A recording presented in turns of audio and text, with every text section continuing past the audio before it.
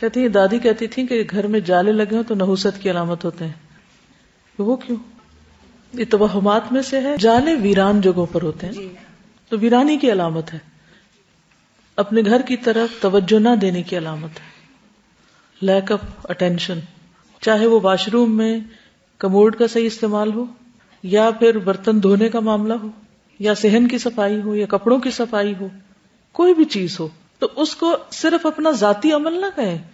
مثلا اگر آپ خاتون خانہ ہیں اور برتن ٹھیک نہیں دھوتی، جس کی وجہ سے سارا گھر بیمار ہے، تو آپ سب کے لیے مصیبت کا باعث ہے نا، رحمت کا باعث تو نہ ہوئے. کیا خیال ہے؟ آپ گھر صاف ہی نہیں کرتی اور گھر والوں کو ڈسٹ الرجی ہے، کیا آپ سبب نہیں ہے ان کی تکلیف کا؟ ہے نا. تو بنیادی ذمہ داری تو عورت پر ہی آتی ہے نا، مردوں نے تو نہیں گھر صاف کرنا ہوتا. بہت سے لوگ جیسے جھاڑو لگاتے ہیں نا، سامنے سے لگا لیں گے، بیڈ کے نیچے سے، کونے کھدرے سے کبھی نہیں توفیق ہوئی کہ ان کو ہلا کے الگ کر کے تھوڑا وہاں سے بھی کوڑا کرکٹ نکال لیں. اسی وجہ سے شفٹنگ کے بعد جو گند مچتا ہے وہ اسی چیز کا ہوتا ہے.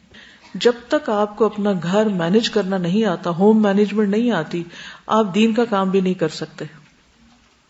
کیونکہ الحمدللہ باہر نکلنے سے پہلے جب گھر کو لک آفٹر کیا تو گھر والوں نے بھی خوشی سے باہر جانے دیا.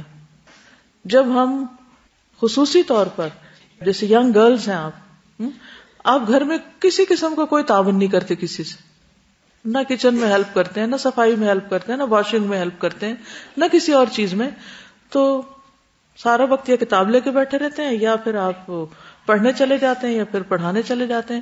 تو اس سے جو آپ کی پوری فیملی ہے، جو خاندان ہے، یا جو خود آپ کے کلوز ریلیٹیوز ہیں، ایون آپ کے بچے اور آپ کے شوہر، وہ آپ کے اس عمل کو کس طرح دیکھتے ہیں اور اس سے دین کی کیسی تعلیم اور تبلیغ ہو رہی ہے، اس کا بھی جائزہ لیجیے. اور یہ بات بھی یاد رکھیے، کیا یہ کام کرنا عبادت میں شامل ہے یا نہیں ہے؟ یعنی یہ ساری چیزیں ہم کیوں کر رہے ہیں؟ مثلا آپ کچن میں کھڑی ہیں، برتن دھو رہی ہیں، اپنے آپ سے خود باتیں کیا کریں، سوال کیا کریں، میں کیوں برتن دھو رہی ہوں؟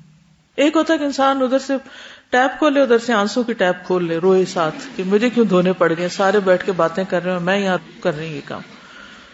اور ایک یہ کہ میں کیوں دھو رہی ہوں، میں یہ صاف کیوں کر رہی ہوں، میں فلور کیوں صاف کر رہی ہوں، میں کیبنٹ کو کیوں آرگنائز کر رہی ہوں، میں جالے کیوں اتار رہی ہوں.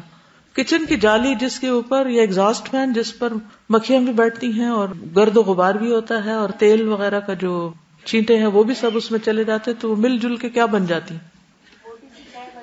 بالکل موٹی سی تہ میل کی بن جاتی، اور پھر اس میں سے جو ہوا چھن کے آتی ہے وہ ہم انہیل کر رہے ہوتے ہیں.